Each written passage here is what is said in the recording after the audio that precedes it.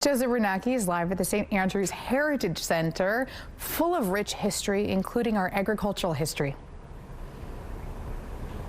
Thanks, Ainsley. Yeah, good morning, Winnipeg. At this time, very pleased to be joined by Emilie Bordeleau-Laroche. She is the Cultural and Heritage Manager for the RM of St. Andrews. Pleasure to have you on our show this morning.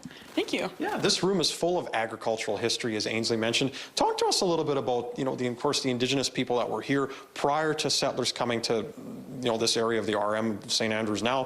What some of their practices looked like.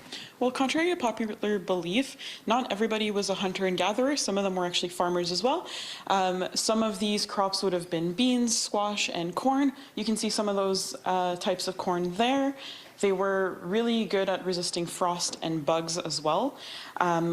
The Red River is also really known for its clay, and so you can see a clay pot. One of the things that the Indigenous peoples would also do is mark those pots with different, almost like a logo, so that they were able to get their things back after they've traded. So the idea of marking your Tupperware and handing it back to your family members is something that's been done for hundreds of years. And then just behind you, of course, or behind us this morning, of course, we have the display of the bison. Of course, we know they were very important to the prairie life here in Manitoba and across Western Canada. Talk to us a little bit about this display. Well, the buffalo back then were actually 25% larger than they are now, so they were much, much bigger. They would feed more families, and every single piece would have been used for something. Nothing was ever wasted. So whether it was garden tools or food or clothing, every single piece was used. And of course, a little bit of history, of course, with when the settlers came here in this portion of the room. What would you like to tell us?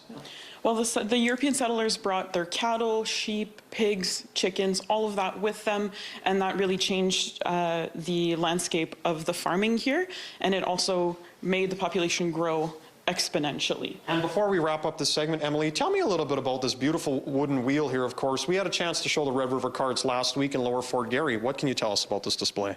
So one thing that's really great about these Red River carts is that they didn't use any metal. So if you were in the middle of nowhere, you couldn't go to Canadian Tire and get a replacement nail. Everything was made by wood. The only downside is that they were very, very loud because it was wood grinding on wood, and that became the soundtrack of the prairies multiple times a year. Awesome history we get a chance to showcase. Emilie and Talon are going to be back in the 8 o'clock hour from St. Andrew's Heritage Center. We're going to be in the vegetable garden in about 20 minutes time. Stay tuned for more coverage.